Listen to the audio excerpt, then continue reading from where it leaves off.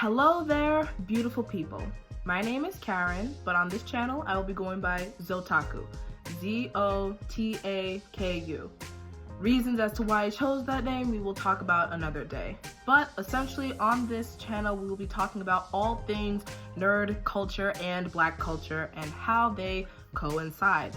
I will be talking about cartoons, anime, black representation in both of them, otaku culture and how a black female is represented in that. Pretty much all things having to do with nerd and black, because that pretty much makes up me. I am a black nerd, a blurred, whatever word you want to call it, but at the end of the day, I am Zotaku nonetheless. Now, as of right now, I want to talk about this great newish show that came out in January of 2020, so January of this year is only a couple months old.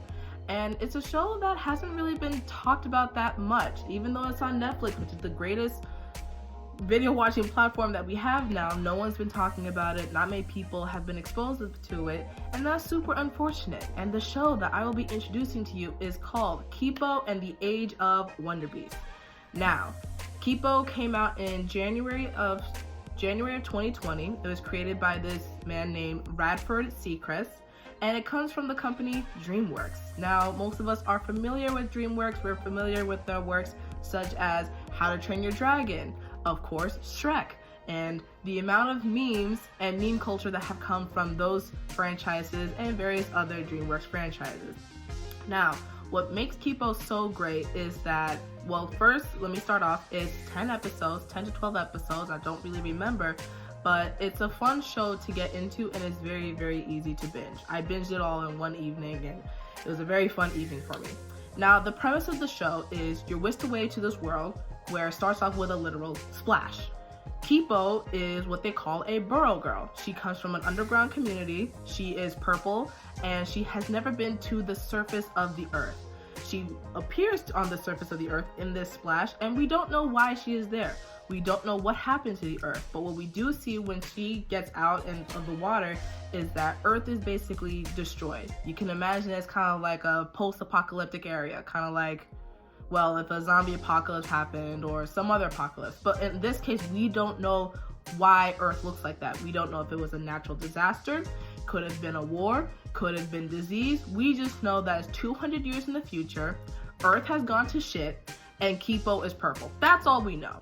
The questions I'm wondering is what happened and why is she purple and no one is questioning it? She's still purple, like all around, purple hair, purple skin, but she's a human and no one's questioning it. But you will figure that out along the way. Now, when Kipo arrives on the earth, she is pretty much captivated by all the sights that she sees around her. She is inquisitive, she likes to explore, she's also really, really nerdy. She knows all things about science and stars and geology, so many different topics, and she's just ready to absorb everything around her. With that comes a little bit of naivety because there's a lot of dangers around and she doesn't really care or acknowledge that. She's just gung-ho and ready for adventure, which is very refreshing.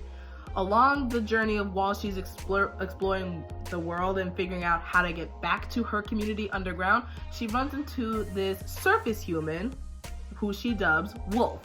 Now, Wolf is pretty much the opposite of Kipo.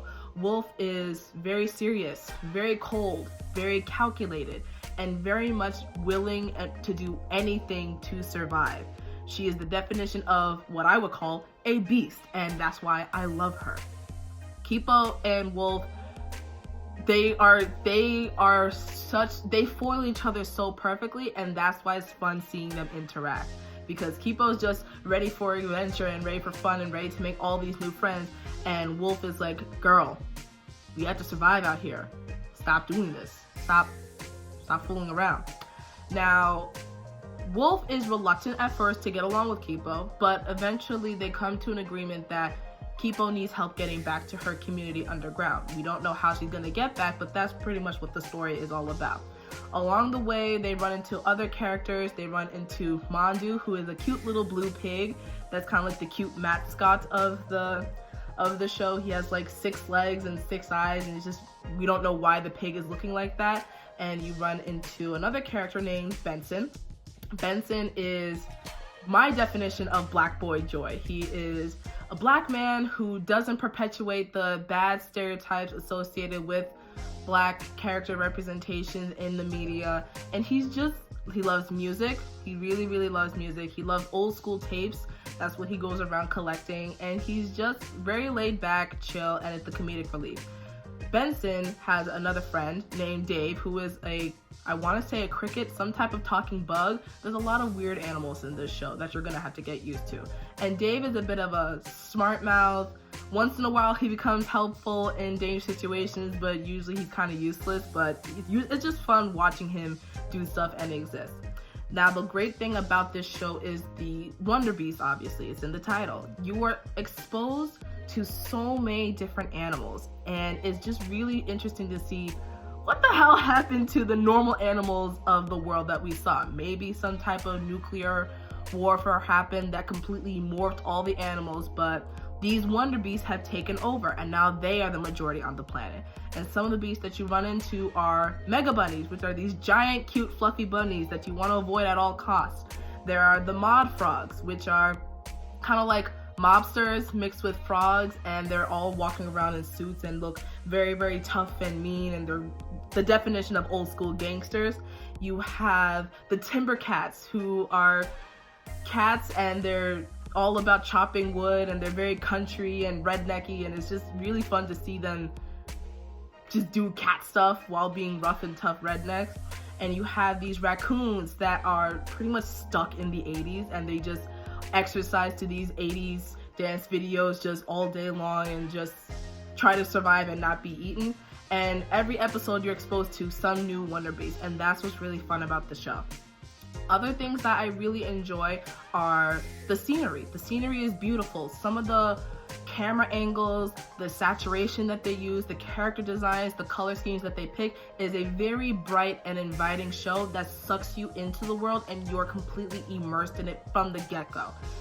You don't realize how much time passes as you're watching the show because of how well the artist did in terms of encapsulating you into this world, which is top-notch to the artist. Other things that I enjoy are the music. The music is very chill, it's fun, and it coincides with the scenery and the pacing of the show perfectly. Like, there's nothing wrong with the music. I have no complaints. The music is absolutely popping.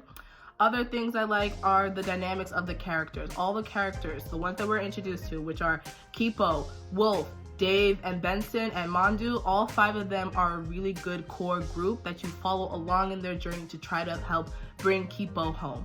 We don't know where the rest of the humans are. We don't know what happened to the animals and why they're all trying to come after Kipo and take over the world, but what we do enjoy is the journey of the show that you are taking on. You are taking on this journey of friendship, because Wolf is not that great at friendships. She's mainly a lone wolf who wants to stay by herself. Kipo, she learns about what it takes to be independent, how to stand by her friends, but also be realistic in dangerous situations. Benson and Dave, I don't really know what they learn, but they're along for the ride and they're down for anything. And just seeing them all go on this journey is really fun, and you get wrapped into it. So, what I want you to take from this show is that 1, great characters, 2, great story, 3, proper representation of Black characters, because oftentimes, and we'll be talking about this in a lot of different topics hopefully, is that Black characters are usually misrepresented. Black girls are usually not dark-skinned with kinky hair. Black boys usually represent tough masculinity, which is great in some cases, but it's been done before to a very toxic state at this point. And in this show, I appreciate that no one questions why they're Black. Their Blackness is not the forefront of the story. Their Blackness is just part of the character, and you see it as normal. You see Wolf with her dark skin, her beautiful dark skin, and her thick curly hair. You see Benson, also dark skinned, and he is just the definition of Black boy joy. And I find it so very refreshing. Kipo, I'm pretty sure, is Black, and it will always be Black in my head because her father's Black, and yes, she's pink, purple, whatever color it is, but you don't gotta question that. Just understand that the show is a good representation to Black children everywhere, and I think that's something that people can learn, love, and experience all together. So I do hope that you give the show a try, and I hope you stick around for other reviews and other topics that I will be talking more about on this channel. Thank you, and see you next time. Bye!